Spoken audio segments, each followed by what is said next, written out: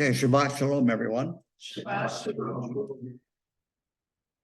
Good to be back after we thought it was going to be 2 weeks, ended up being 3 because of the dear friend passing away.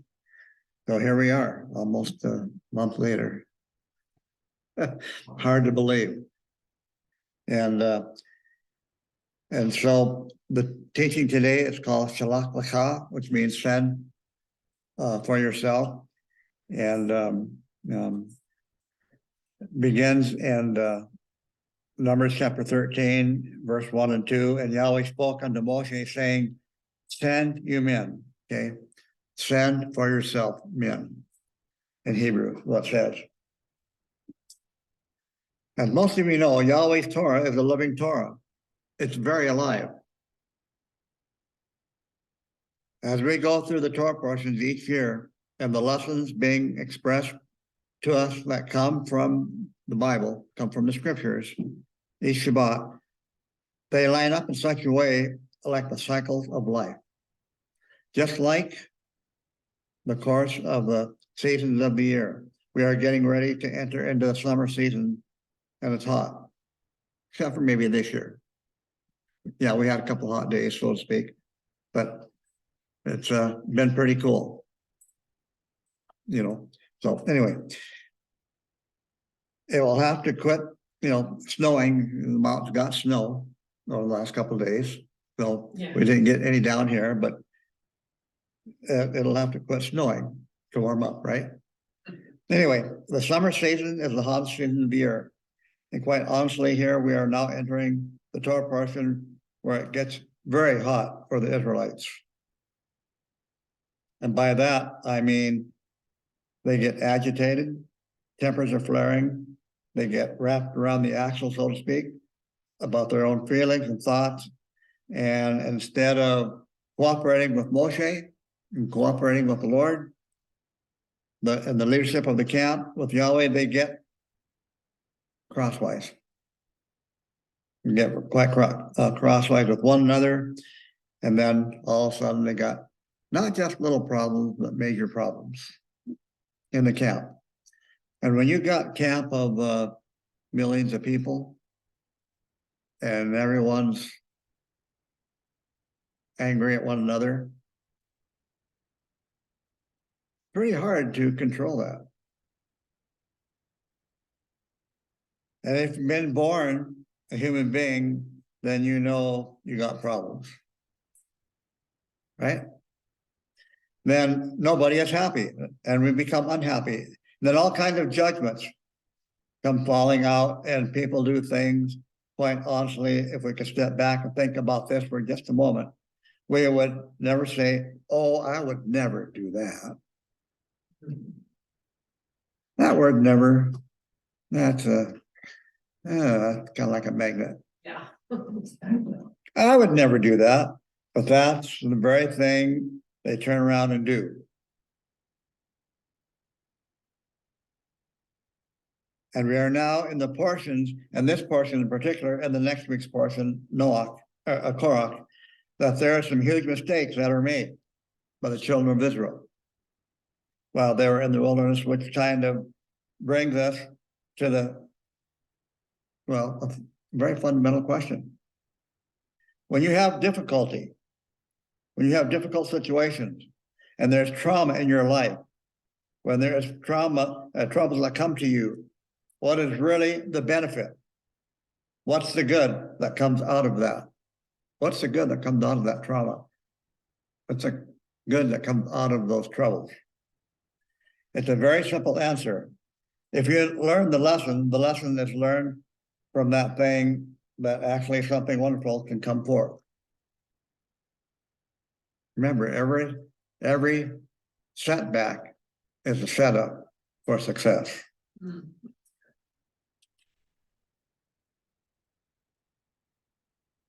Wonderful things can't come forth.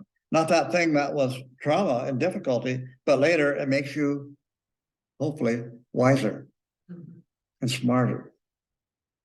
A little bit more discernment. It makes you more, hopefully, mature in our walk. And then that walk will become more established.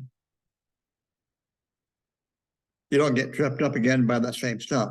In other words, you begin to develop the ability to deal with some of that stuff. In fact, what equips you, it's what enables you to minister to other people's lives.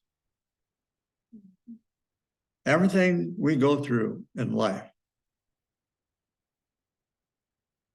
is to help us minister to other people who are going through or will go through the same thing, if we learn our lesson. Because we're all here to help one another. Don't matter who we are. To minister to other people's lives if you encounter those kinds of troubles. And when you don't learn the lesson, that's when the tragedy comes. You're doomed to go off and repeat it again. Oftentimes it's worse than it was first time.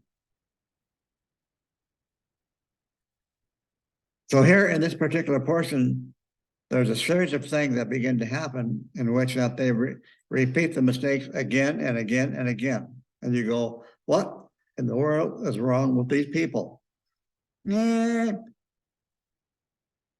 wrong with this person? Okay. What are they watching? CNN or something? You know what I mean? I can name a whole bunch of other networks, but. And Elohim finally gets to the point where he is fed up with the whole kit and caboodle. Yahweh does have his limit. You do know that. He is full of grace and mercy and blessings, but he does have his limits on those things. Because when he comes back, he's not coming like he did the first time. He's coming back as a conquering king.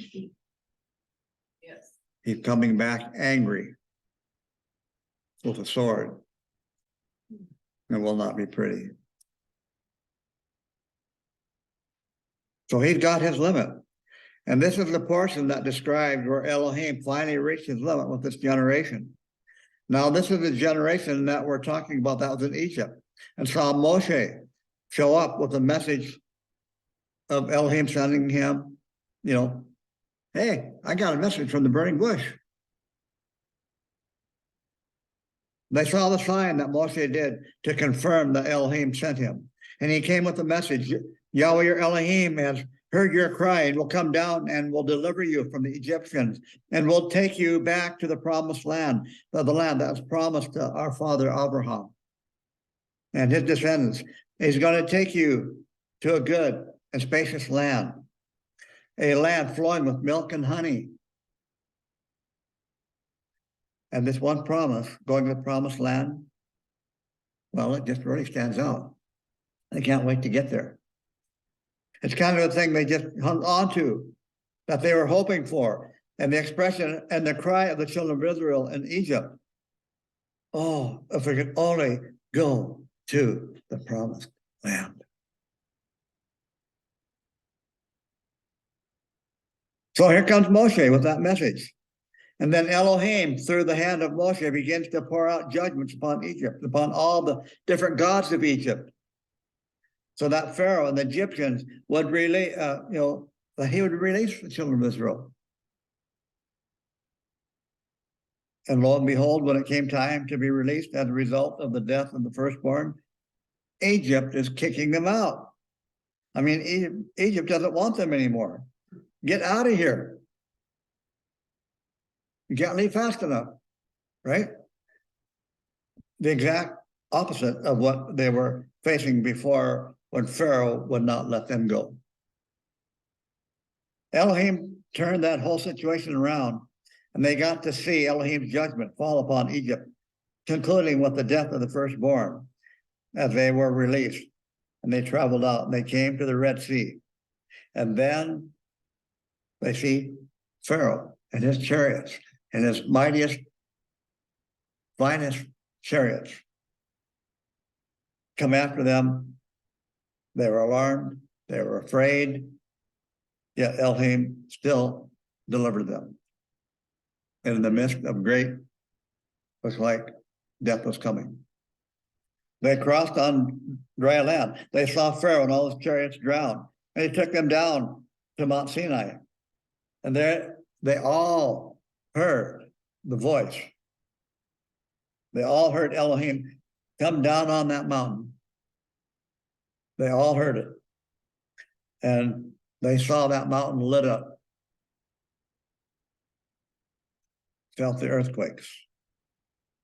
They heard Elohim speak, and the rocks broke into pieces, the trees shattered into toothpicks.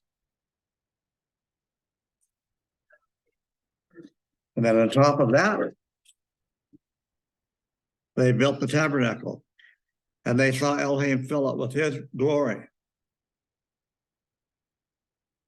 I mean, things were just really moving right along when that happened, right? And by the way, very shortly now, we're on our way to the promised land. There shouldn't be any question, should there?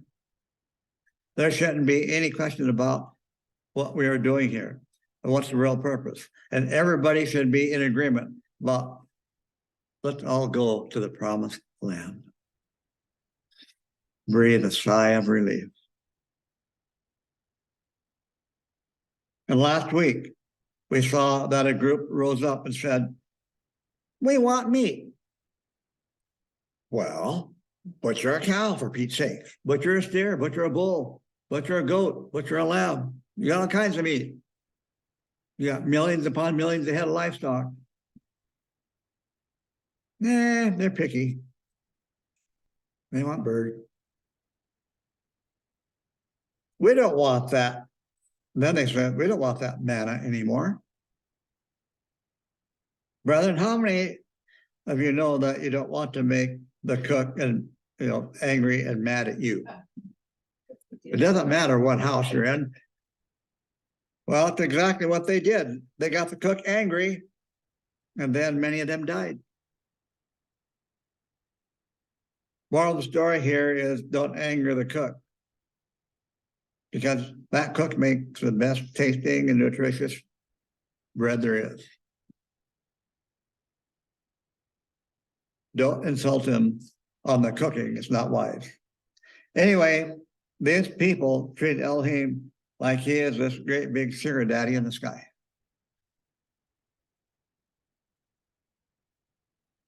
Sound familiar today? Probably even more so. And we're going to complain. And he has given us what we want. See, that's just the thing. We need to be careful what we pray for, because we just might get it. That's both a serious and happy thing.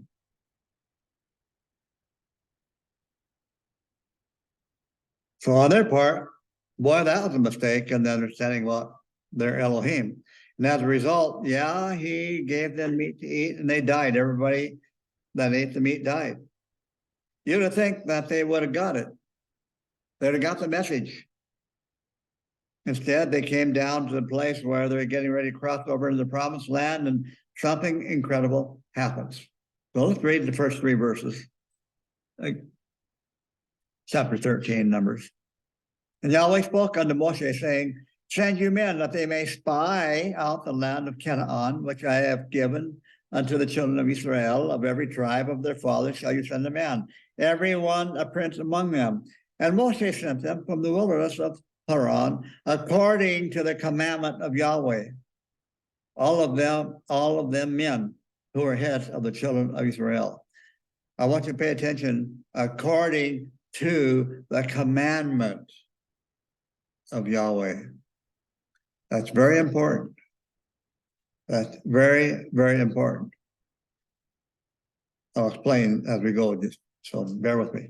What follows is by name, representing by tribe the leaders. They are not the tribal leaders. These are prestigious men. These are men who are, in effect, our leaders within the tribal elements. And if you'll notice in verse 8, okay, let's look at verse 8. Of the tribe of Ephraim, Hoshea, the son of Nun. Hoshea is none other than Yahushua. Look at verse 16. These are the names of the men that Moshe sent to spy out the land, and Moshe called Hoshea, the son of Nun, Yahushua. Did you know that Yahushua had two names? Yahushua had two names. One was given to him by Moshe. That would be Yahushua's name, but his actual name is Hoshea, which means deliverance. And Yahushua means Yahweh saves, same way as Yeshua. That's the name of Yeshua. It's a compilation of Yah, which is shortened name of Yahweh, and the word Shua, which comes from the root word Yasha. Therefore, you have the full name of Yahushua, our Savior, Yeshua, our Redeemer, and our Messiah.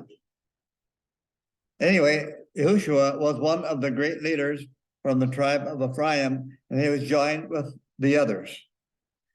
Sequence of the men here, they actually say that the listing here is representative of the prestige of these men. Yahushua came in number 5 as a prestigious leader within all of Israel. So what does number 5 mean? Grace, mercy, and faith, all those. There were 4 other men who were considered to be a little bit more prestigious ahead of him. And so what prestige are we talking about? It had to do that these men were going to be sent into a foreign land, and they were going to have to protect themselves and take care of themselves. And they weren't going to have help from anyone. They're not going to have help from anyone. So we need some really very capable men for this job. They're smart. They can read the situation that they're in, get the information they needed, and be able to get back safely. These were elite. They were like Navy SEALs, if you will. These were the top men of Israel to go in and do some kind of warfare if they needed. Do special ops. These are a special ops team. 12. That's what they were. And so we're not looking for just anyone. We're looking for men who are very capable to carry out a very dangerous mission, an important mission for the nation of Israel. And so it lists these names, the names of these men who were selected. Look at verse 6, 13 verse 6. Of the tribe of Yehuda, Caleb, the son of Yephuneh. So who is Caleb? Who is he? Caleb is a Kenizzite. And the word Caleb means dog, D-O-G, it means dog. The Kenizzites were one of the tribes in the land of Canaan, one of the tribes that the children of Israel were supposed to wipe out. The point being is that Caleb was not a natural-born Israelite. He was a stranger and a sojourner with Israel, but he joined himself to the tribe of Yehuda, and here he is listed at number 3. See, brethren, we've been talking ever since we've been doing the study, that if you're not a natural-born Israelite, you're going to be joining yourself to one of the tribes of Israel. And here we have a person that's the head of Hoshea, and he's made up his mind. He's joining the kingdom of Israel. Hallelujah. And he's one of the top men. He's one of the top special ops. He's one of the top Navy SEALs. So wow, kind of ranked very high. 1, the number denotes which is sovereign. But the number 2 affirms that there is a difference. There is another, while the number 1 affirms that there is not another. And so what's the difference? Well, it may be for good or it could be for evil. In other words, the thing may differ from evil and be good, or it may differ from good and be evil. Thus, the number 2 takes on a twofold character. Number 1, it's the first number by which we can divide another. Therefore, all its uses, we may trace this fundamental idea of division or differentiate. Number 2, the number 2 may, even though it may be different in character, yet one adds to testimony and friendship. The second that comes in may be for help and deliverance. Caleb has in this number the number 3. The number 3 position. The number 3 stands for that which is solid, real, substantial, complete, and entire. So we have a foreigner that joined himself to Israel, and he's going to defend Israel to the death. He's going to be more devoted to that kingdom than a natural born Israelite.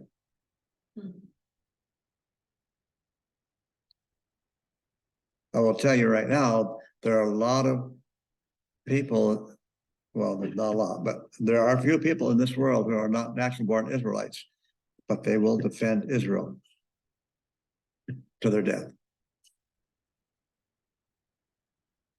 All things that are specific, especially complete, are stamped with the number 3. Very powerful position. In other words, the number 3 makes marks divine completeness or perfection, and it points us to what is real, essential, perfect, substantial, complete, and divine. The number 3 is associated with the Godhead. Number 3 is associated with the Godhead. Remember, the number 1 is about sovereignty of Elohim. So here we have Caleb joined into the tribe of Yehuda by divine authority to prove to Israel, along with Yehoshua, representing grace to Israel. That the move into the promised land would be solid, real, substantial, complete, and entire by divine governance. That's why they're placed in those positions. See, none of this is by accident. Every one of those are listed, verses 4 on, it's there for a reason. Okay? So let's look at Numbers chapter 13, verse 17 to 21. Numbers 13, verse 17 to 21. And Moshe sent them to spy out the land of Canaan and said unto them, get you up here into the south and go up into the mountains and see the land, what it is, and the people that dwell therein, whether they're strong or weak, whether they are few or many, and what the land is that they dwell in, whether it's good or bad, and what cities they are that they dwell in, whether in camps or in strongholds, and what the land is, whether it is fat or lean, whether there is wood, whether or not. And be you of good courage and bring of the fruit of the land. Now the time was the time of the first ripe grapes. So they went up, they spied out the land from the wilderness of Zin and Dachol at the entrance of Hamath. So that's pretty interesting. What follows now is that these men went out on a mission for 40 days. And they reported back at the end of the 40 days. And when they came back, they gave a report to Moshe and to the leaders, to the children of Israel. And one of the things they brought back from the valley of Eshcol was grapes. By the way, Eshcol means cluster. It means cluster. So look at verse 13.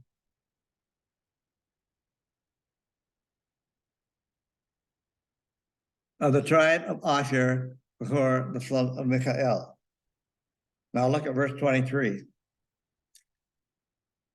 And when they came into the valley of Eshcol and cut down there a branch with one cluster of grapes, and they bore it upon a pole between the two. They took also of the pomegranates and of the figs. Well, I don't know about you, but one grape could probably feed all of us here, huh? I mean, those suckers had to be big. They brought back a sample of the fruit of the land, and these particular grapes were a little bit bigger than huge. One cluster was so heavy it took 2 men to carry it out. Obviously, this is the testimony of how fruitful the land is. The land is very good. But when the men came and reported to Moshe what the land was like, they gave a stellar report. Verse 26. And they went and came to Moshe and Aharon and to the assembly of the children of Israel unto the wilderness of Paran and Kadesh, and brought back word unto them, unto all the assembly, and showed them the fruit of the land. And they told them and said, we came unto the land where he sent us, and surely it flowed with milk and honey, and this is fruit of it. All the stuff was great. It's huge. However, something now changed. 10 of these men, Yahushua and Caleb not included, gave a very negative report about going in and taking the land. They concluded that, no, the people that are in the land are so much bigger and stronger than us. We can't overcome them. And in fact, we are so much smaller than they that we are only as grasshoppers in their sight. Look at verse 28. Verse 28. Howbeit the people that dwell in the land are fierce, and the cities are fortified and very great. And moreover, we saw the children of Enoch there. Moloch dwells in the land of the south, and Hittite and the Jebusite and the Amorite dwell in the mountains, and the Canaanites dwell by the sea and along by the side of the Jordan. And Caleb stilled the people toward Moshe and said, we should go up at once and possess it, for we are well able to overcome it. But the men that went up with him said, we're not able to go up against the people, for they are stronger than we. And they spread an evil report of the land, which he had spied out into the children of Israel, saying, the land though which we have passed to spy it out is a land that eats up the inhabitants thereof, and all the people that we saw in it are men of great stature. And there we saw the Nephilim, the son of Enoch, who come to the Nephilim, and we were in our own sight as grasshoppers, and so we were in their sight.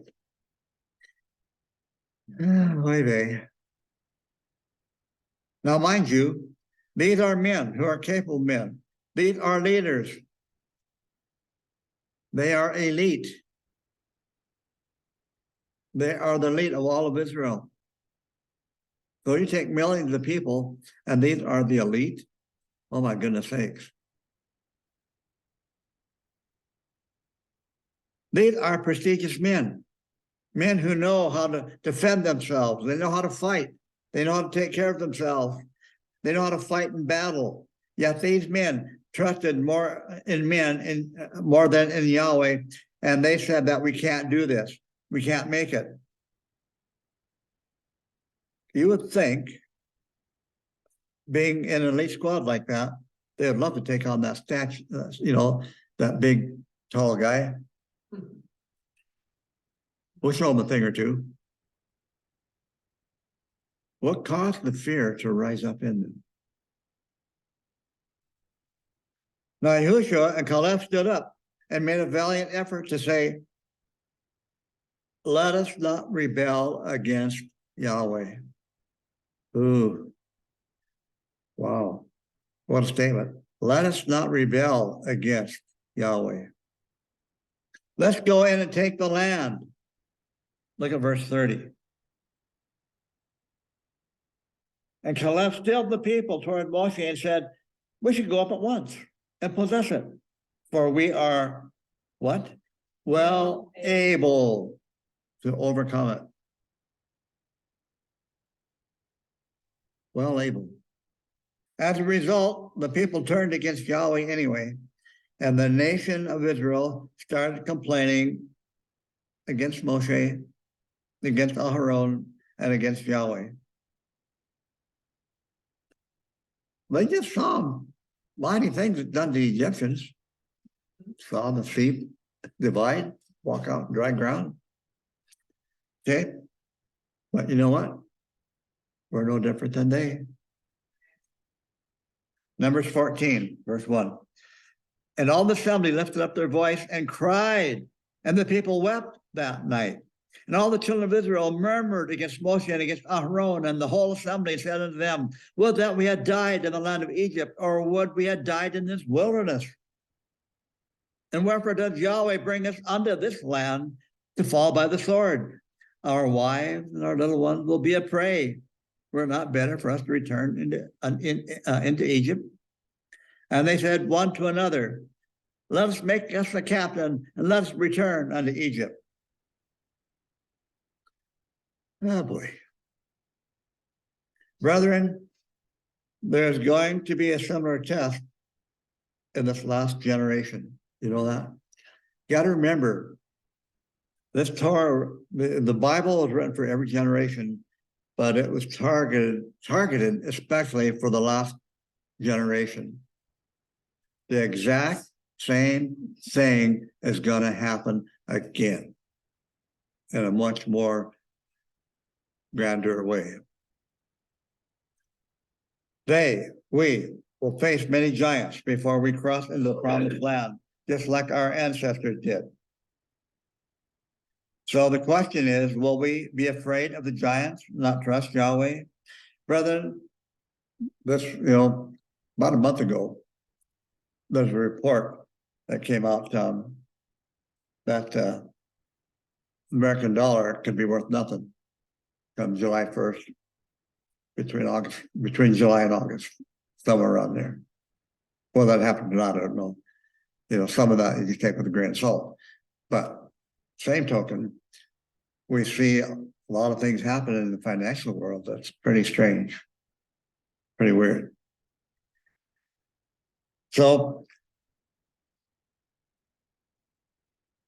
that could be one giant. If the dollar ended up worth nothing, that's a giant, right? That's one giant for you and I. And I can go on and list many more for you. And if you fear more for your children than what your trust is in Yahweh during this thing, then you're no different than our ancestors. Look at verse 3. And wherefore does Yahweh bring us into this land to fall by the sword? Our wives and our little ones will be a prey. We're not better for us to return into Egypt. See, there are much bigger giants out there than the collapse of the dollar. Much bigger giants. Remember, brethren, our ancestors hung on the hope that Yahweh gave to Abraham, the promise of living in the promised land one day. That's the reason they left Egypt to begin with, to go live in the promised land. Yahweh delivered them from the world's mightiest army. Delivered them from the world's mightiest army. Them chariots didn't do a thing. Didn't matter what those chariots were made out of, how fast and how big those horses were, what kind of sword they had, what kind of bows and arrows they had. That match up to Yahweh's, to him whatsoever. But now they are faced with an army, and they have a greater fear than when Pharaoh was, breathing down their neck. Go figure. But I'm telling you today, we are facing a non-army, so to speak.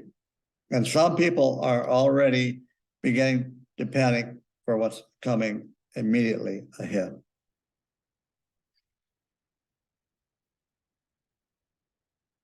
I'm telling you something. The messages that are going out from the pulpits today, very scary. They are not preparing the people whatsoever. We're going to see some things before it should come. We're going to see some things.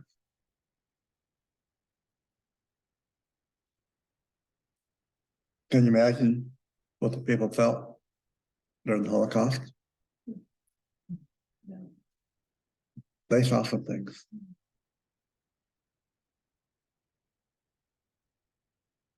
So here we are on the brink of going into the promised land. Yahweh has brought us up to the point, and all of a sudden, things fall apart, the bottom drops out. We really don't want to go into that promised land. So the question is, are we ready for it? It's too hard. It's too hard. Yahweh asked too many things for us.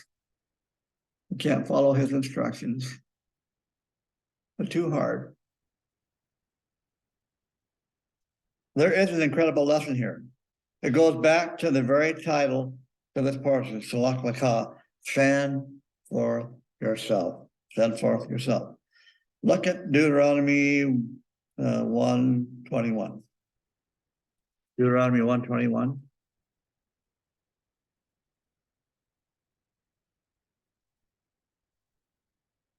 Go down to verse 23.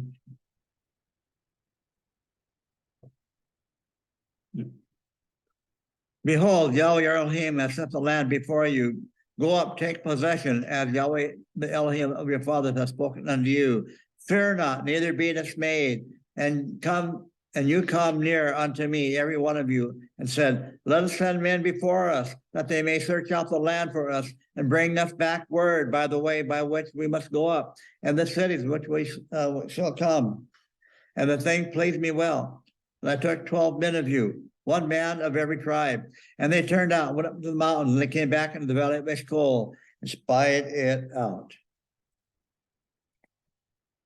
Go back to Numbers chapter 13.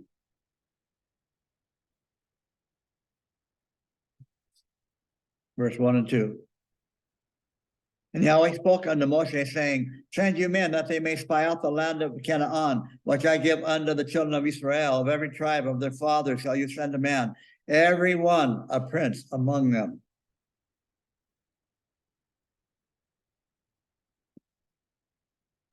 We have both a mix. We have Elohim who said, yes, go in. And yet we also have this idea that came up from the men who came to Moshe and said, we got an idea. Before we all just march in there, why don't we just send them in there, just check it out, to see what it's like? Let's step back for a moment, catch our breath.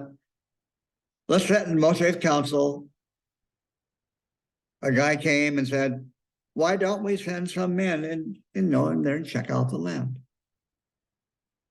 Why should we send some men in there to do that? Well, let's see the way that we should go. Let's check the roads, etc. Well, that kind of makes sense, kind of. We don't have any maps, of course. Oh, and by the way, since we are going to go in there, let's check and see what kind of treasures they have.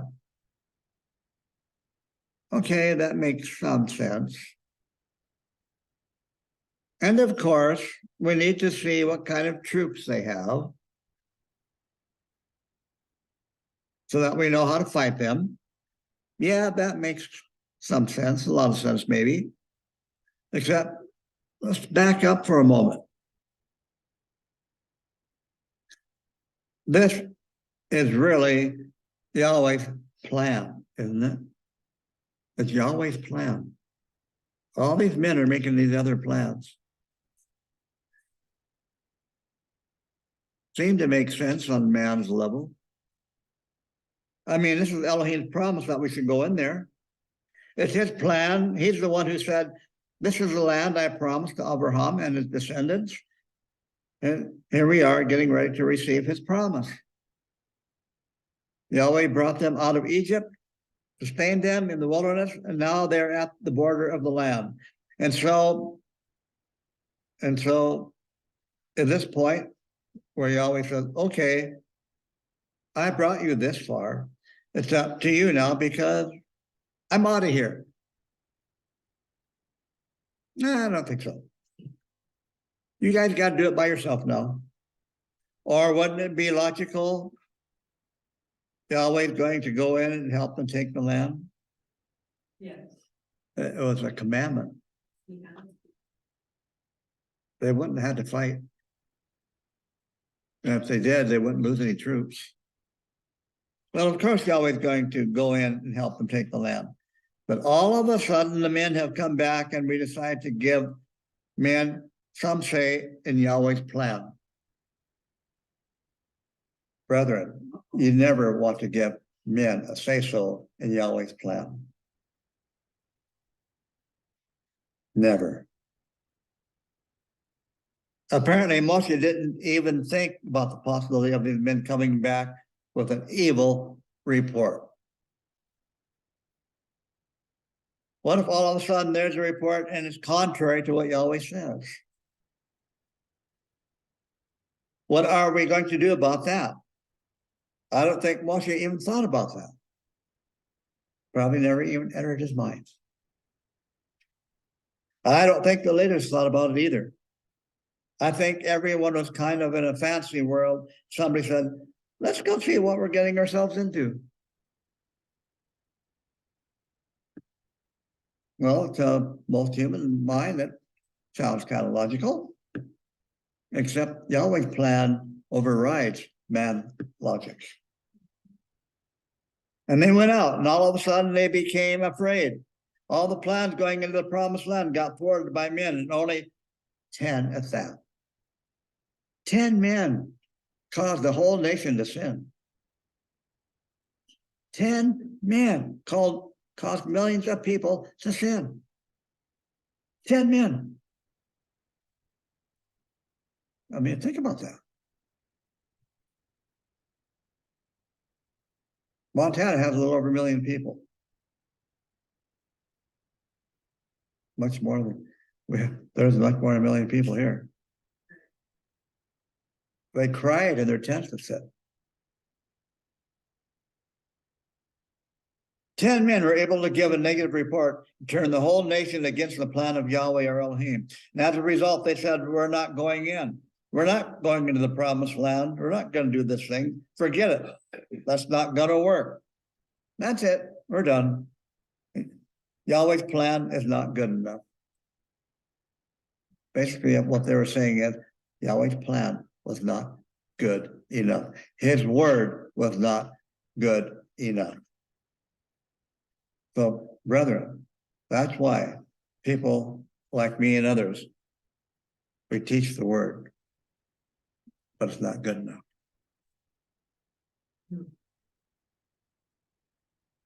Other people have other ideas about God's word.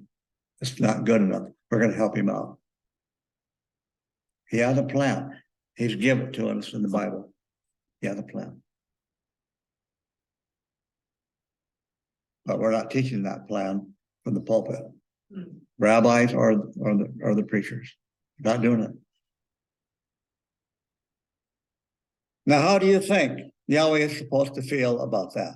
I mean, you guys haven't even tried it yet. You haven't even tried it. I mean, you guys melted because 10 guys came back and said that they saw some guy bigger than them.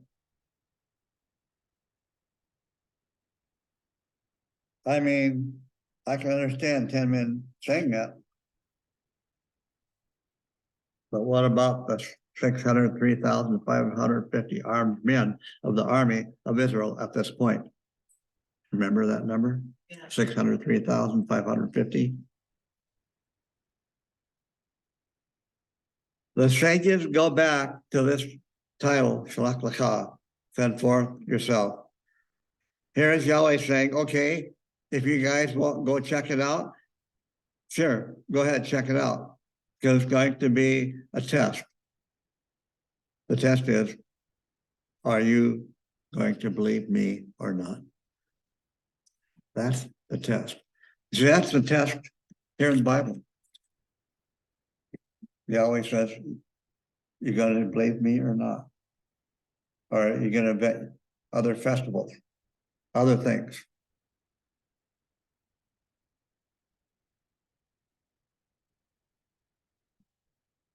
Maybe it would have been better if they had not seen what was in there and just simply followed Yahweh's plan and just went in and taken the land. You know what I'm saying? Yeah. It would have been better if they just went in there and obeyed their Heavenly Father. There probably would have been a better chance to pull this off correctly. And by the way, there is a modern parallel to this.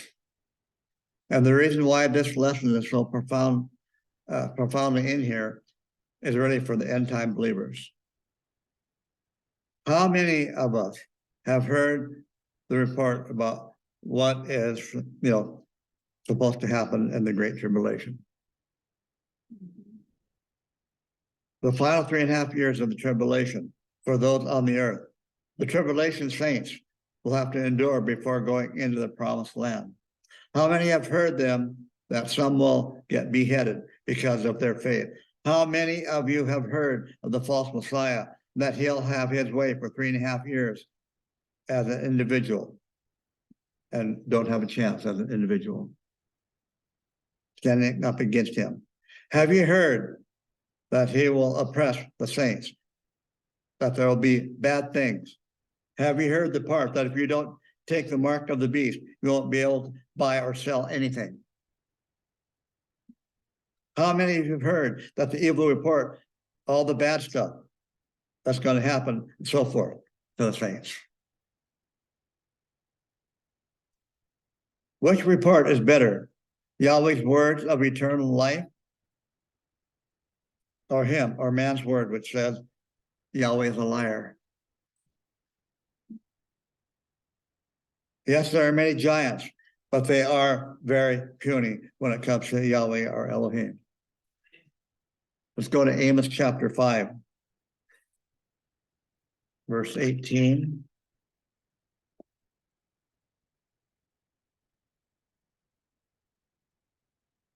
Amos chapter 5.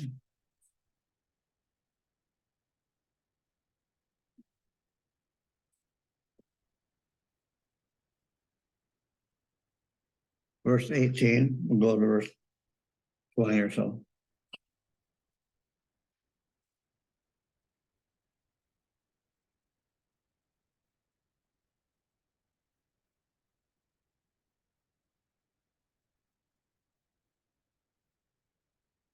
Woe unto you that desire the day of Yahweh, wherefore you would have the day of Yahweh.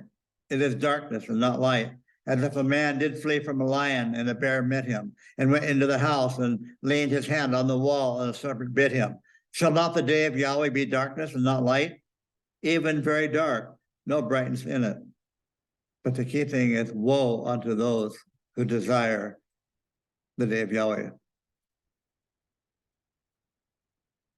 Brethren, we do not want to see that come. The day of Yahweh is always Rosh Hashanah.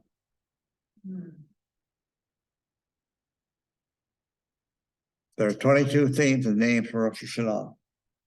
One is the day and hour that no man knoweth. Another one is the wedding day. There's a lot of things associated with that. A lot of people will suffer big time. We don't want to see that day come.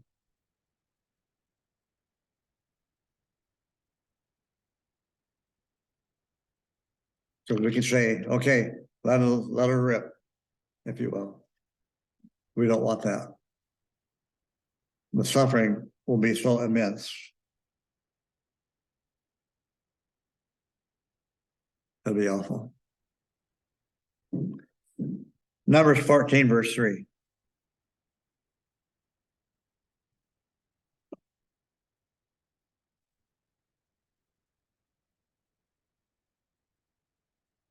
And wherefore does Yahweh bring us into the land to fall by the sword? Our wives and our little ones will be a prey. Were it not better for us to return into Egypt?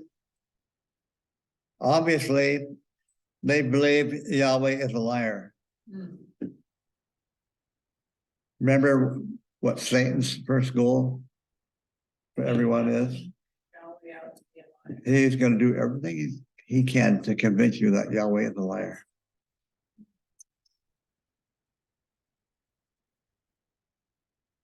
You know the next two.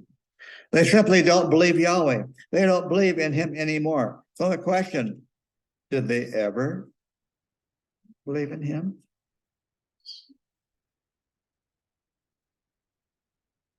What's amazing is the things that they did right, they were right on cue and they obeyed him perfectly.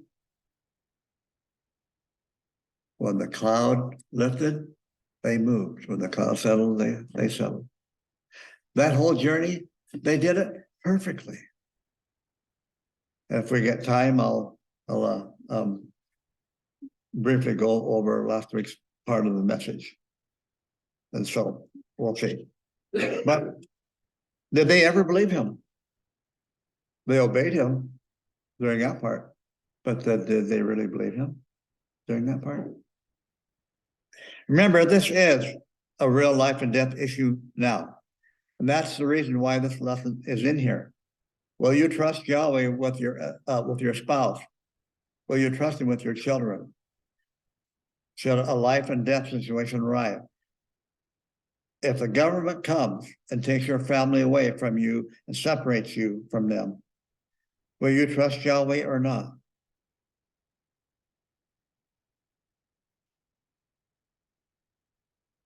The journey to the promised land is not easy at times, but we are journeying there. Brethren, it's great and sometimes fun to talk about end-time prophecy. But wait until you are afraid. Wait until that fear comes. Then you'll find out what you really think about end-time prophecies. Many people are being tested around the globe right now. The Muslims last week, in the previous 10 days, killed, I forget, 40-some Christians over in Africa, butchered them. That goes on a continual basis. We haven't faced that yet here. The children of Israel wasn't ready, for this. And the reason they weren't ready for it is they just say that, yes, they were physically released from Egypt, but inside they were still slaves. Inside they were still slaves. They still thought like slaves. Everything had not worked out for them. Everything isn't going to work perfectly. I ain't gonna do it, they say. Pardon my English. They were so dependent upon Yahweh for very wrong reasons.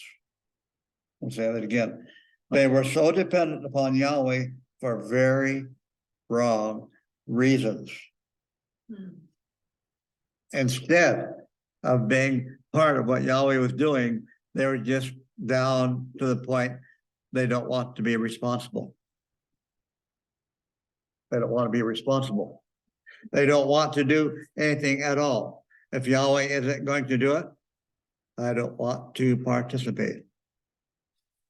I don't want to butcher my own beef or whatever. I don't want to butcher a lamb to eat or a goat. Yahweh send some quail, send some birds. If you're going to cost me something here, I don't want to do this. If it's going to be inconvenient for me, I don't want to do this.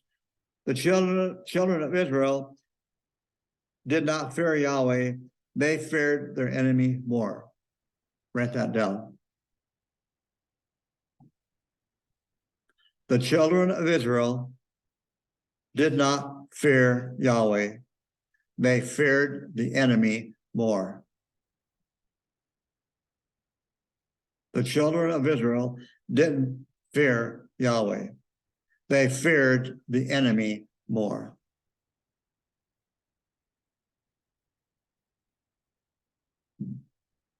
The children of Israel didn't fear Yahweh. They feared the enemy more. And that's what's going to happen in the end days. Brethren, if you don't fear Yahweh, the enemy is going to offer himself as your fear. And if you haven't filled yourself with the fear of Yahweh, the enemy will be more than happy to fill it for you, and it will overwhelm you. See, the enemy wants you to fear him and not Yahweh. He's going to fill you with that kind of fear. That's why the fear of Yahweh is the beginning of wisdom. Yeah. The beginning of wisdom. So let's go to Psalm 11, verse 9. Psalm 111, verse 9.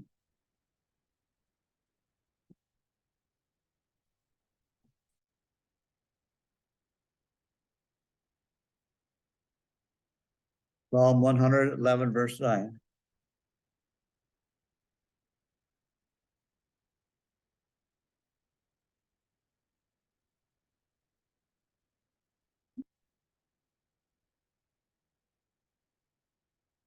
He has set redemption unto his people. He has commanded his covenant forever. Set apart and awful is his name. The fear of Yahweh is the beginning of wisdom. A good understanding have all they that do thereafter. His praise endures forever. His praise endures forever. See, the children of Israel, even though they've seen all these awesome things, they still hadn't come to the point where they feared Yahweh. They were looking at him like a sugar daddy in the sky. Oh, I want to get what I can from Yahweh here. I'm going to ask all I can. I want all I can get from him.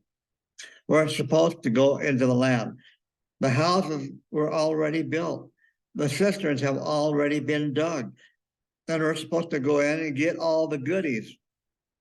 And they are not realizing who Yahweh is, despite that he spoke and scared them half to death. Remember? Moshe, you go up there.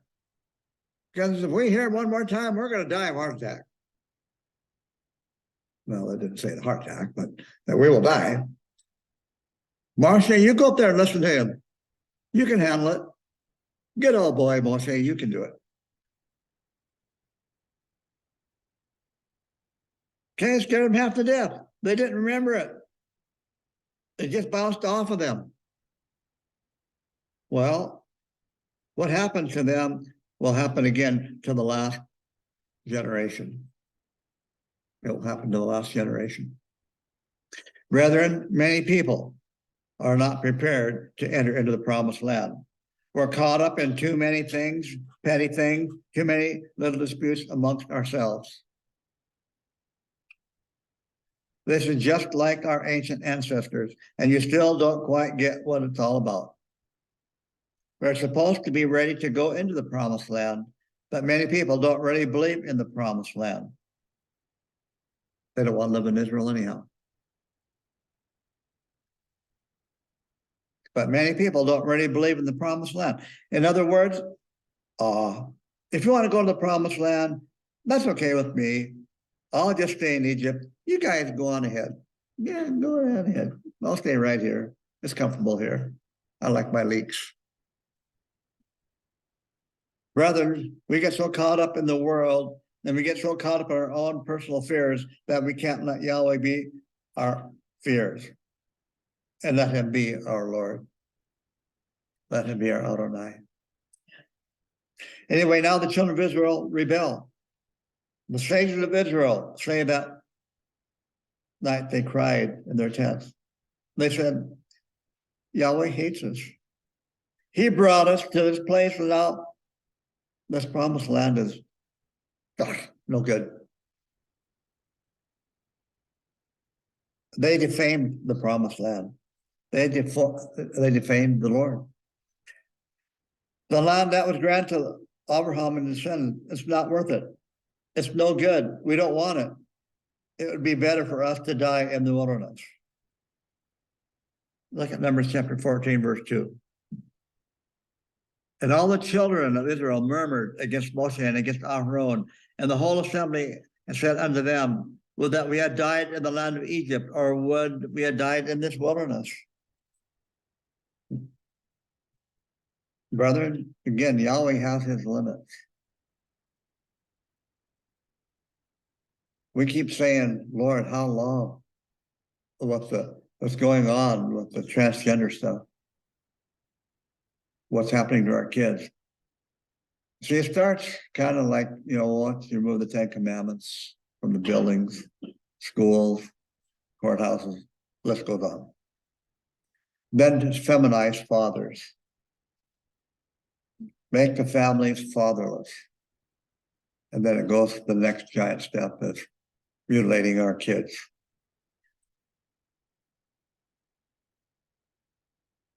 How much longer, Father? I told a friend of mine the other day, I think I'll go in the business of selling millstones. But no, who's going to buy them? Because whoever harms these children, Yeshua said, it'd be better if the millstone was hung around his neck and died. So I figured, well, I guess nobody would buy my millstones. But it's so awful. Well, anyway, going in the promised land, forget it. They'd rather die in Egypt or the wilderness. Well, this angered Yahweh just a little bit. Look at verse 5. Then Moshe and Aaron fell on their faces before all the assembly and the assembly of the children of Israel, and Yehoshua the son of Nun and Caleb the son of Jephunneh, who were of them that spied out the land, rent their clothes, and they spoke unto all the assembly of the children of Israel, saying, the land which we passed through to spy it out is an exceedingly good land. If Yahweh delights in us, then he will bring us into this land and give it unto us, a land which flows with milk and honey. Only rebel not against Yahweh, neither fear the people of the land, for they are bread for us. Their defense is removed from over them, and Yahweh is with us. Fear them not. But all the assembly bowed stone and stone, with the glory of Yahweh appeared into the tent of meeting unto all the children of Israel. And Yahweh said unto Moshe, how long will the people despise me? And how long will they believe in me for all the signs which I have brought among them? I want to show you something that's very unique. You're not going to see it in English. But there's a word here that is quite, well, let me give it to you. They will not believe in me. They will not believe in me.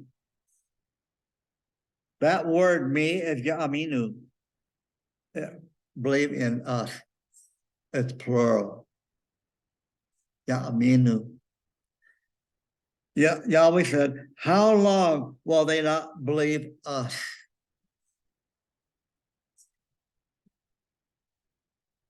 In the beginning, in book of Genesis, let us make man in our image. So right here it says, how long will they not believe in us? That's pretty powerful. Let's keep reading. I will smite them with pestilence and destroy them, and make of you a nation greater and mightier than they. And Moshe said unto Yahweh, when the Egyptians shall hear, for you brought up this people in your might from among them, they will say to the inhabitants of this land who have heard that you, Yahweh, are in the midst of this people, inasmuch as you, Yahweh, are seen face to face, and your cloud stands over them, and you go before them in a pillar of cloud by day and a pillar of fire by night. Now, if you shall kill this people as one man, then the nations which have heard the fame of you will speak, saying, because Yahweh was not able to bring this people into the land which he swore unto them, therefore he hath slain them in the wilderness.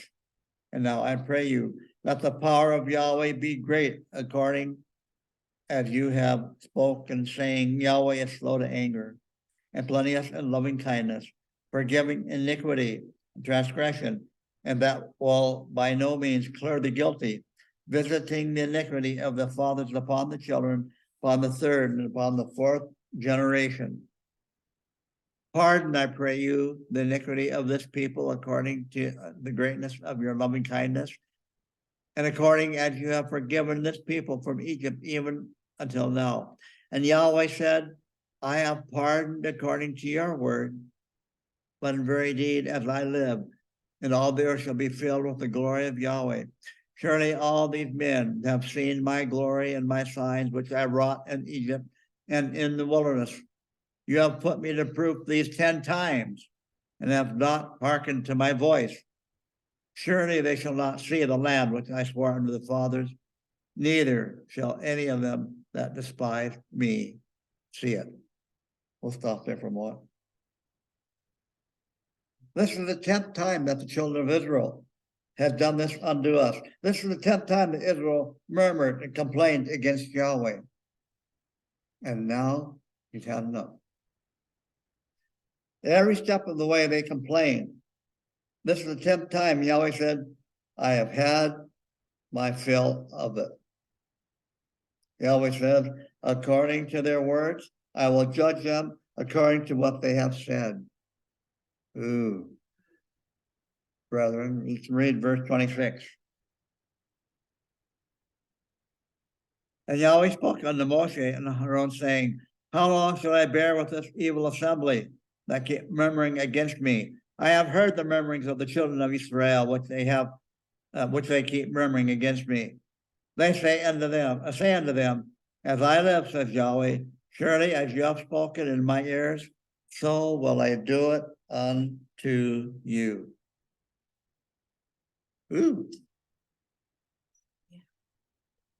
You said it'd be better to die in this wilderness than to go into the promised land. And that's that's exactly what's going to happen to you. Remember, these Torah portions deals with conflicts. They deal with conflicts in the brethren, conflicts within the camp, etc.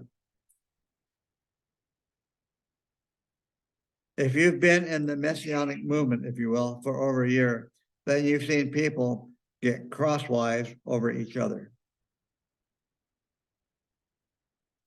The signs of that, first of all, anybody who gets upset, they do have some reasons. I mean, they're not totally illogical.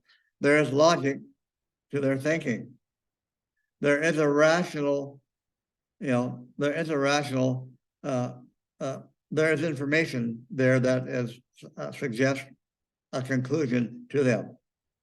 They believe, though, that the conclusion, and that's what sets the stage for conflict if somebody else doesn't share that same conclusion. And really, the core of the issue is we don't all have the same information. See, this is the problem. When you don't have all the information and you make a judgment, probably going to get in trouble for it. There have been many people upset over me because they didn't have all the same information I've got. So I'm just going to go down the road thinking of this information that I've got, and this is the conclusion of the matter. And they have a different information, from me, and they got a different conclusion. And they can't understand why I don't have the same conclusion that they have. That's because they don't have all the information. I have more than they have. So I get judged. I mean, they have a rationale. They're thinking reasonably, but the issue is we just don't all have the same information. If we could communicate with one another, share all the same information, we would probably come to a common understanding. There probably wouldn't be any reason then for a conflict. But they get the cart ahead of the horse, think they know better. Know what I mean? And then there's another type of conflict that gets mixed up into it. And this is where you have the first little misunderstanding. Then something else happens. It's okay to be afraid of the enemy of the land. Moses asked, let's go back to Numbers chapter 13, verse 18. Numbers 13, verse 18 and 19.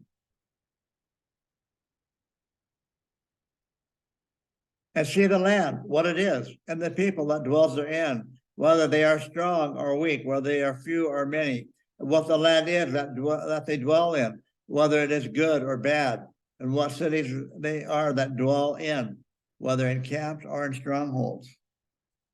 Okay, are they strong or are they weak? But instead, Israel formed conclusions on that stuff in advance, and in particular, the 10 men. They didn't believe Yahweh. They didn't fear Yahweh. They didn't trust him. And so they made preliminary conclusion that caused the people's heart to melt, to sin. Instead of giving Yahweh a chance to prove his promise to them. A chance to prove his promise. Keep your finger there, go to Exodus chapter 6, verse 1. Exodus chapter 6, verse 1.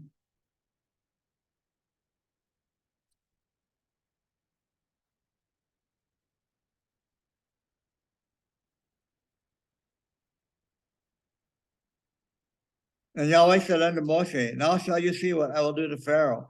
For by a strong hand shall he let them go, and by a strong hand shall he drive them out of his land.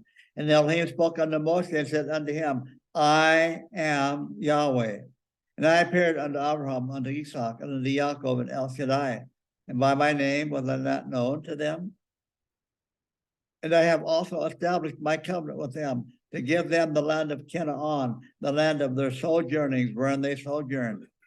And moreover, I have heard the groaning of the children of Israel, whom the Egyptians keep in bondage, and I have remembered my covenant. Wherefore, say unto the children of Israel, I am Yahweh, and I will bring you out from under the burdens of the Egyptians, and I will deliver you from their bondage, and I will redeem you with an outstretched arm and with great judgments. And I will take you to me for a people, and I will be to you an Elohim, and you shall know that I am Yahweh your Elohim, who brought you out from under the burdens of the Egyptians, and I will bring you into the land concerning which I lifted up my hand to give it unto Abraham, Isaac, and Jacob, and I will give it you for a heritage. I am Yahweh. So, brethren, when there is conflict that have been in the past, things that have happened amongst the brethren, where brethren split apart, you know what really tears the brethren apart? Somebody had different conclusion than somebody else. And somebody definitely is not trusting Yahweh. Somebody thinks Yahweh cannot solve this. I got to solve it. You're going to have to go with my decision, because Yahweh can't really solve this problem. They don't trust him. And they don't trust the messenger that he sends. If people would just go to their Heavenly Father with this, the solution comes, and that's how you solve those conflicts. Plus, you get all the information shared.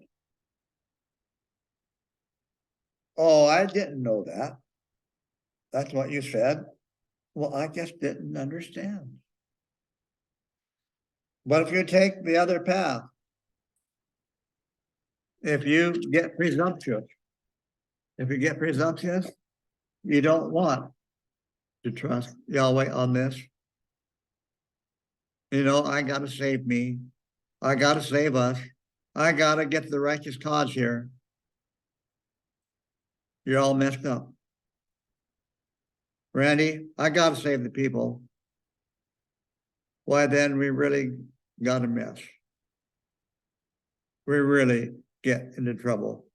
And by the way, that's when Yahweh jumps in and usually Judgment comes upon the brethren, and it's like what Yahweh says here.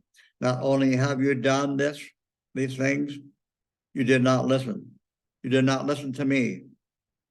You spurned me personally. That's what they're doing. They weren't complaining against Moses. They were complaining against Yahweh. He said us. It's one thing to misunderstand what Yahweh has said. It's quite another thing to spit in Yahweh's eye. This is another thing to call his name and be that disrespectful of him. These are the lessons that are being taught here. What can we learn from this so that it's, to be of value, great value to us? We don't want to repeat that lesson again. So let's make a commitment right now. Whenever these great trials and tribulations come, whatever happens, let's make this one commitment for sure, that when we are ready to go into the kingdom, don't anybody stand up and say, I'd rather die here than go there. Brother, that's going to happen. They're not looking for the coming of our Messiah.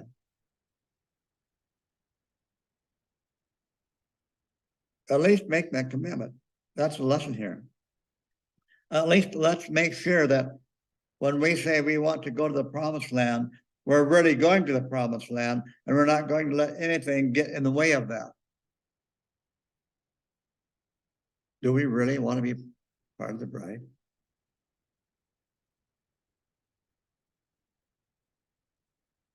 If we just do that, what we've learned a huge lesson here, but there is some other lessons about how to get along and how to really trust Yahweh. And let's not let our fears get in the way of what Elohim wants to do. And whatever you do to stop affecting other people and meeting their hearts or melting their hearts when they want to trust Yahweh. Even though you got a personal fear, stop going to the other brethren and causing them to turn away from Elohim. A lot of times, the fears that you have, and you start complaining to other brethren, will turn and melt their hearts and turn them against their Heavenly Father. Because they will start trusting in man more than him. Okay, that's what got these 10 men into trouble. They turned the whole nation against Yahweh, their Elohim. Remember, brethren, the greater danger isn't judgments, the world, Hasitan, etc. The greatest danger is you and the brethren in the camp who lose heart and won't trust their God. The greatest enemy is not the ones out there. It's not the world. It's not Satan. It's the ones that are inside the camp are the greatest enemy.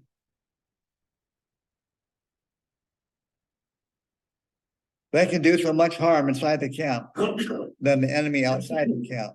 We got to understand that we got to get a handle on this so that we don't fall prey to that like our ancestors did. Let's don't reject the promised land.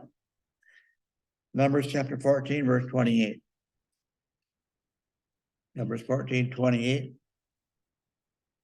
Say unto them, as I live, says Yahweh, surely as ye have spoken in my ears, so will I do to you. Your carcasses shall fall in the wilderness. All that were numbered of you, according to your whole number, from 20 years old and upward, that you have murmured against me. Remember the difference between the 1 month old, the Levites, and the men of war? The Levites were not to fight. So what group is left off here? The ones that were counted from 1 month old and up, the Levi'im. Look at Numbers 3:15. Go back there. Numbers chapter 3, verse 15.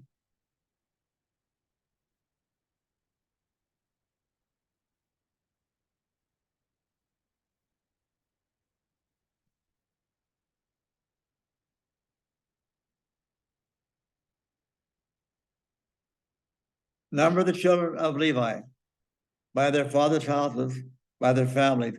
Every male from 1 month old and upward shall you number them. So you see, the Levites were not counted in the men of war. Only the men of war died in the wilderness. Okay, Numbers chapter 14, verse 30.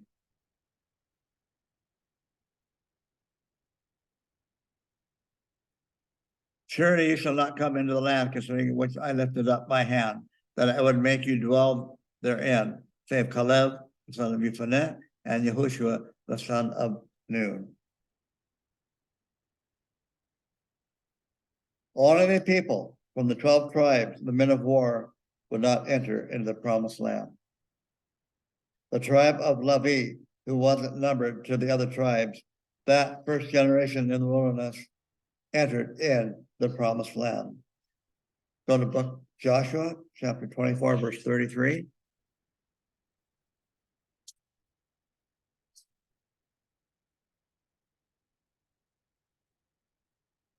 This will just prove that there's more than two that enter into the promised land. Joshua chapter 24, verse 33.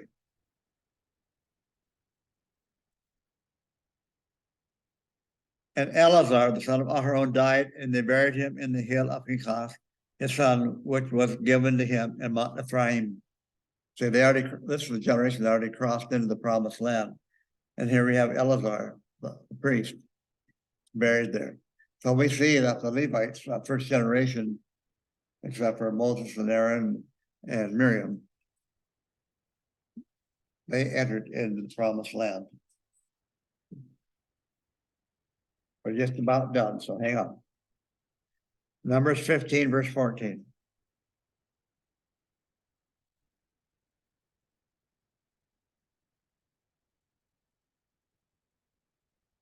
Numbers 15, 14. And if a stranger sojourn with you, whosoever may be among you throughout your generations, will offer an offering made by fire of a sweet savor unto Yahweh, as you do, so he shall do. As for the assembly, there shall be one statute, both for you and for the stranger that sojourns with you, a statute forever throughout the generations. As you are, so shall the stranger be before Yahweh. One Torah and one ordinance shall be both for you and for the stranger that sojourns with you. Forever. If you ever hear someone say that Sabbath or kosher is a commandment only for the Jews and for Israel, as though it excludes other people, stop them, you tell them no. That the commandments for the Sabbath, it's for the alien and the sojourner, as who also wants to be in the assembly of Yahweh. If they say to you, well, we don't have to do that sacrificial stuff and worship in the temple, you stop them and say, no. The scripture specifically says that if you want to come and worship Elohim the way I worship Elohim, you are welcome to come and worship Elohim, and he has made a way for you to come. Don't you ever let someone say to you, they don't get to worship Yahweh, they don't get the same blessings, they don't get the same covenant, they are not part of the assembly as we are, because it's not true. The Elohim of Israel is the Elohim of all people. There's not one law for the Jew and one law for the Gentile. There is not. And I can give you a bunch of other scriptures to show you that, but we'll keep going. The Elohim of Israel is the Elohim of all people. He has that title. The land of Israel is the down payment on the kingdom. And if you speak against the land of Israel, you're speaking against the kingdom of Elohim. This land belongs to Elohim. The reason why the children of Israel got in so much trouble here is that they impugned his land. I don't care who you are. Don't do that. The whole conflict we see in the world today is over the dispute of who's going to have that land. Who's going to have the land of Israel. And right now, the enemy is saying, our God is bigger than your Elohim. And we are going to take the land, and the Jews somewhat are trying to hold on to the land. The whole world, the United Nations against them. The world is stacking up against them. Brethren, we are on a journey to the promised land, and we won't take no for an answer. Look at Numbers chapter 15, verse 38.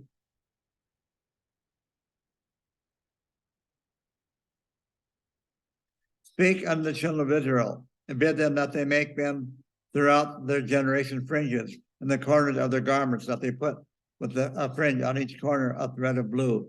And it shall be to you a fringe, that you may look upon it, and remember all the commandments of Yahweh and do them, that you do not go about after your own heart and your own eyes, after which you go astray, that you may remember and do all my commandments and be set apart unto your Elohim. I am Yahweh, your Elohim, who brought you out of the land of Egypt to be your Elohim. I am your Elohim. The tassels, these yoke that we wear, are a reminder of the commandment that we have with Yahweh and his commandments. When the eyes want to go astray, the tzitzis are there as a reminder that the believer is set apart. And that helps us, avoid sin. It helps. Also, the tzitzit are a reminder of our departure from Egypt, where that means that we aren't slaves anymore. We're not slave to sin anymore. Not slave to that nation of Israel, Egypt anymore. For you see, the desire to be pure has to do with the certainty that Yahweh is my Elohim, that I live for him. Go to Zechariah chapter 8, verse 23. Zechariah 8, 23.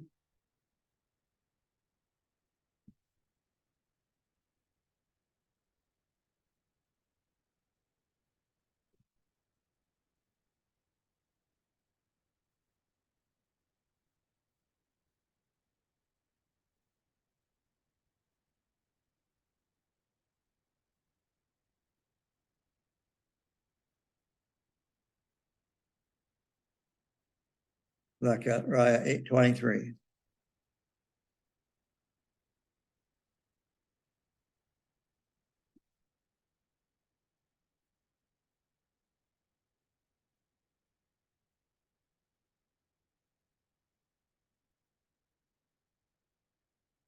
Thus says Yahweh Zebaoth, in those days it shall come to pass that 10 men shall take a hold out of all the languages of the nations, shall even take hold of the skirt of him that is a Jew, saying, we will go with you, for we have heard that Elohim is with you. No other person. That's a pretty sobering verse. We will go with you, for we have heard that Elohim is with you. And these days are not here yet. This has not happened yet. Pretty sobering. Now go to Jeremiah 16, 19. Jeremiah 16, 19.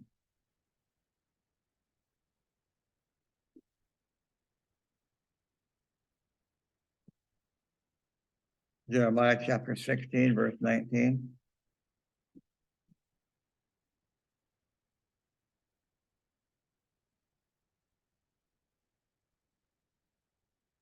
O Yahweh, my strength and my stronghold and my refuge in the day of affliction. Unto you shall all the nations come from the ends of the earth and shall say, our fathers have inherited nothing but lies, vanity, and things wherein there's no profit.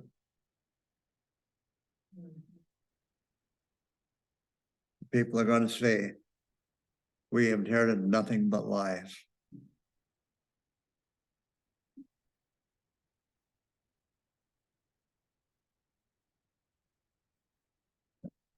So that's going to be pretty powerful, because the Jews inherited this.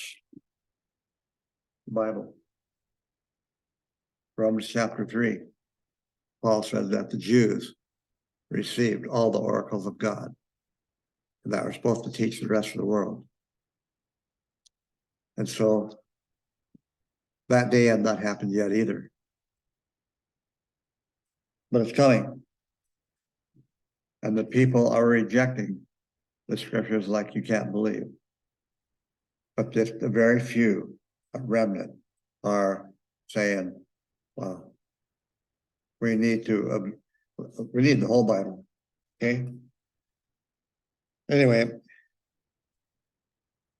there is a day coming very soon when men from the nations will take hold of the lead sheets and will ask for help to walk with Yeshua. These men will want to learn the Torah. They will want to walk with the Jew. Why? Because they have heard that Yahweh is with the Jews. They don't want to try walking apart from the Jews anymore, following after the traditions of men. By holding on to these sheets, they are acknowledging that the Torah was given to the Jew, and the Jew had the authority to teach the Torah to all nations. The person who knows how to fulfill the commandments correctly knows his Elohim, and Elohim is with him. For you see, the divine presence is attractive, and it is the one that will eventually be able to help people from all the nations to walk properly according to the scripture. We'll turn to Romans chapter 3, verse 1.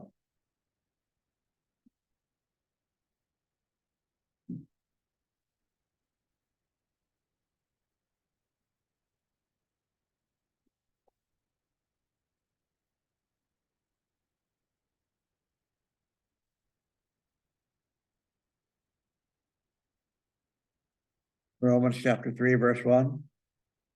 Therefore, what is the advantage of the Jew, or what is the profit of circumcision? Much and everything. First, that they were entrusted with the words of Eloah. For if some that did not believe, did they make void the faith of Eloah, and that they did not believe? Absolutely not. For Eloah is true. Okay. And so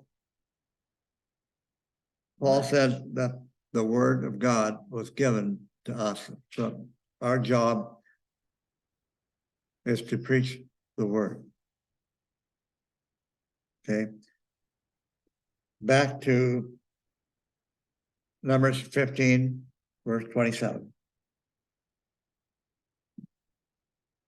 Numbers 15, verse 27.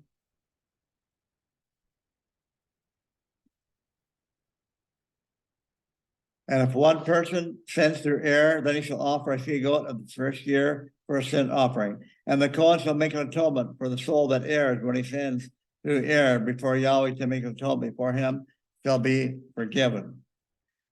Both he and the homeborn among the children of Israel and the stranger that sojourns among them, you shall have one Torah for him that does aught in error, but the soul that does aught with a high hand, whether it be homeborn or a stranger, the same blasphemes Yahweh, and that soul should be cut off from among his people. Because he has despised the word of Yahweh and broken his commandments, that soul shall utterly be cut off. His iniquity shall be upon him. And while the children of Israel were in the wilderness, they found a man gathering sticks upon the Sabbath day. And they found him gathering sticks and brought him before Moshe and Aharon unto all the assembly.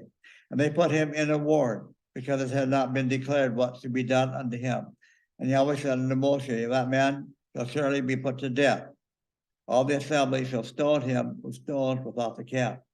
And all the camp brought him without the camp and stoned him with stones. And he died as Yahweh commanded Moshe.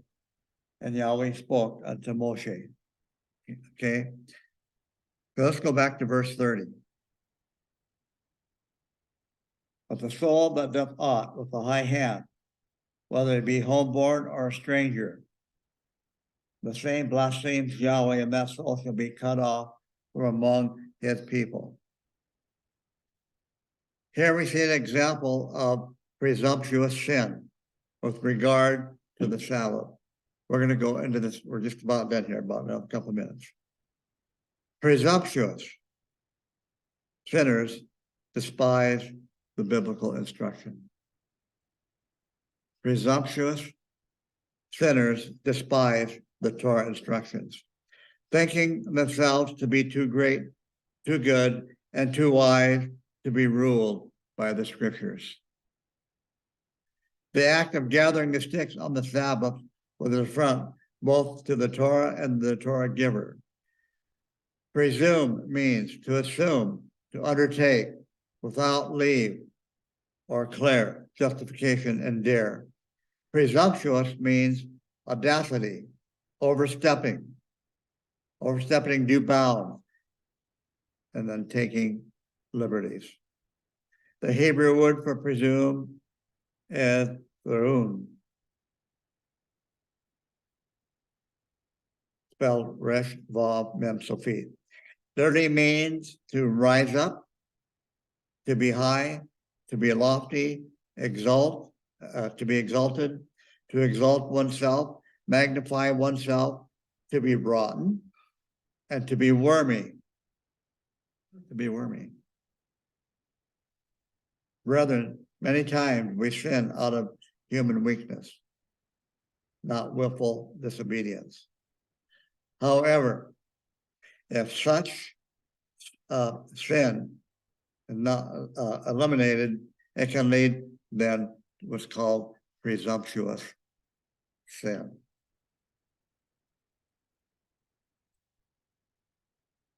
Can we become so callous to sin that we become brazen and willful? Well, let's look at 1 Timothy 4:12 for the answer. 1 Timothy 4:12 for the answer.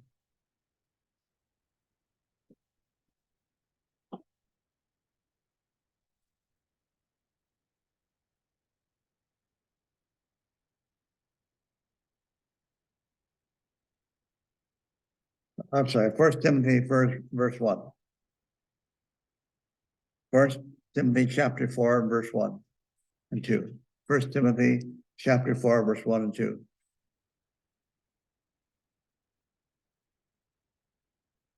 Now the Spirit plainly says that in the last times, some men will depart from the faith and shall go after deceiving spirits, after teachings of shadim or devils. Those who deceive by false appearance and are speaking a lie and are seared in their conscience. So we see that in the last days, there will be people who depart from the faith, deceiving themselves. The Torah juxtaposes the sins of idolatry and the Sabbath desecration because they represent the same concept. Just as the adulterer denies the sovereignty of God, so too one who flouts the Sabbath, which testifies to Elohim, to his creation of the universe, declares his lack of faith in the Creator. Declares his lack of faith in the Creator. For you see, working on the Sabbath is evidence of the lack of faith in the Creator to provide for our needs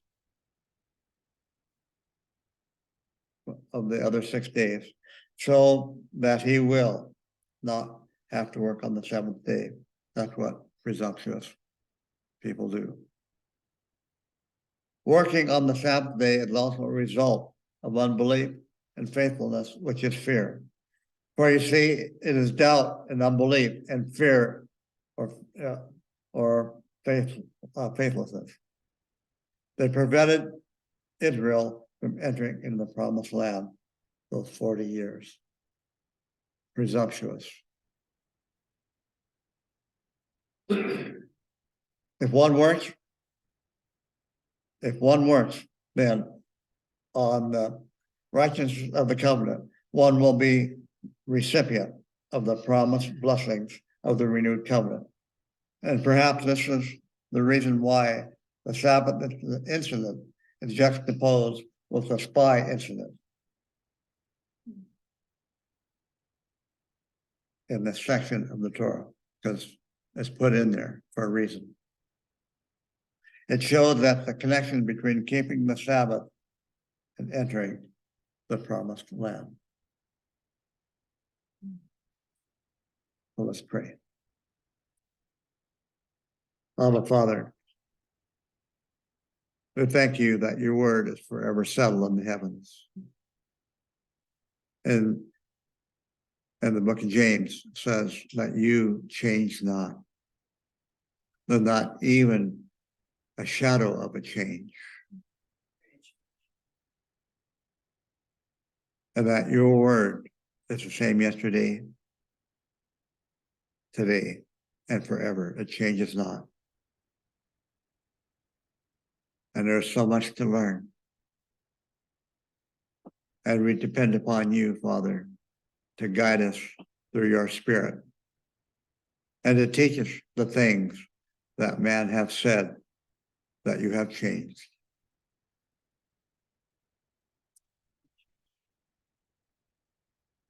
And that man has different idea and ideas other than yours. So, Father, may we depend upon your word, depend on what you have said, and not listen to men who have changed what you have said and to make you out to be a liar. And that's what Satan's goal is to make you out to be a liar. Help us, Father, to keep our eyes on you and your word. May we not be deceived and be called a liar ourselves. Help us, Father, to be ready. So when that someone asks a question, we have that ready answer.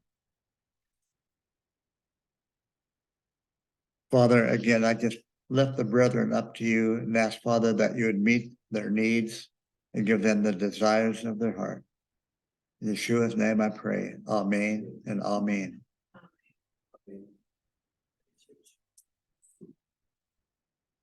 Okay, we'll see you in about 45 minutes. And we'll do the book, start the sixth teaching on the book of Revelation.